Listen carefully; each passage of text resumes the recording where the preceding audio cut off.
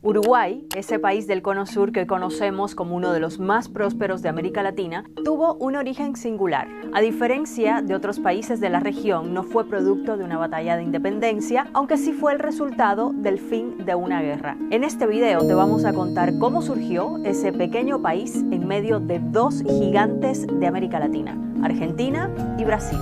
Para comenzar a hablar del origen de Uruguay, tenemos que pensar en una manzana de la discordia y remontarnos a la primera mitad del siglo XIX. América Latina vivía el estallido independentista que comenzó en 1809 y en el sur de América, en mayo de 1810, comenzaba la Revolución del Río de la Plata, que marcaría el fin del poder colonial en esa región. Era una época de límites muy ambiguos y lo que serían futuras naciones o países estaban aún por definirse. Pero ya se comenzaban a perfilar dos gigantes en la región que se disputaban territorios, desatando una feroz rivalidad. De un lado, el Imperio de Brasil, y del otro, las llamadas Provincias Unidas del Río de la Plata, que eran parte de lo que en la época colonial fue el virreinato del Río de la Plata en la zona de lo que conocemos hoy como Argentina, Bolivia, Chile, Paraguay y Uruguay. Claro, Uruguay en ese momento estaba aún lejos de llamarse así. No existía como estado independiente, pero sí como un territorio conocido como la Banda Oriental por estar ubicado al oriente del río Uruguay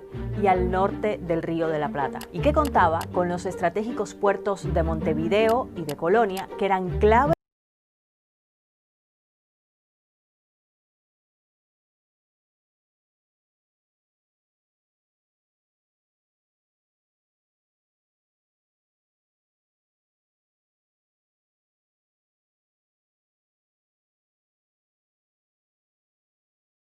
en el comercio de toda la región. Tras la independencia de España, liderada en la Banda Oriental por José Artigas, se le comenzó a llamar la Provincia Oriental. Para Artigas, considerado el padre de la nacionalidad uruguaya, esta provincia debía ser parte de una liga federal junto con el resto de las Provincias Unidas del Río de la Plata, pero con autonomía. Pero el plan de Artigas fracasó y en los años que siguieron, la Provincia Oriental se convirtió en un territorio en disputa, una especie de manzana de la discordia que llevó a la guerra. Primero cayó en dominio portugués y luego de Brasil, que terminó enfrentado a las Provincias Unidas del Río de la Plata, que también las reclamaban.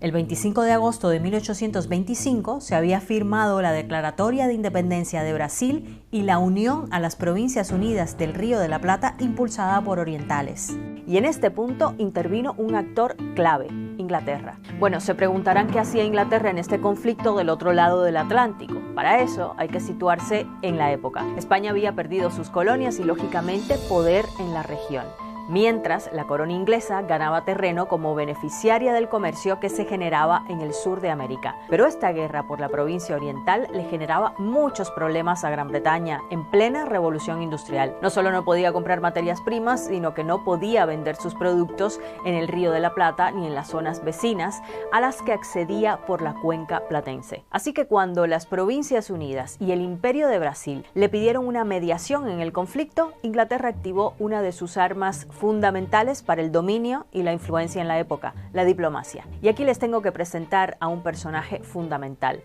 Lord John Ponsonby, un irlandés representante de la corona británica que se convirtió en uno de los protagonistas de la negociación. Luego de varias propuestas fallidas de acuerdo, Ponsonby comienza a convencer a Inglaterra de que para poner fin a la discordia, la provincia oriental podría convertirse en un estado independiente. En varias cartas enviadas a Londres, resalta el espíritu independiente de los orientales y su capacidad para llevar adelante un proyecto de nación. Así, en agosto de 1828, como parte de la llamada Convención Preliminar de Paz, se declara la independencia de la provincia oriental. Pero curiosamente, en la reunión hubo representantes de las Provincias Unidas, también de Brasil, y diplomáticos ingleses, pero no orientales. Y esta es una de las razones fundamentales por las que este episodio ha sido cuestionado a lo largo de la historia. Hay algunas versiones que han llegado a decir que la provincia oriental, que hoy conocemos como Uruguay, fue una invención inglesa.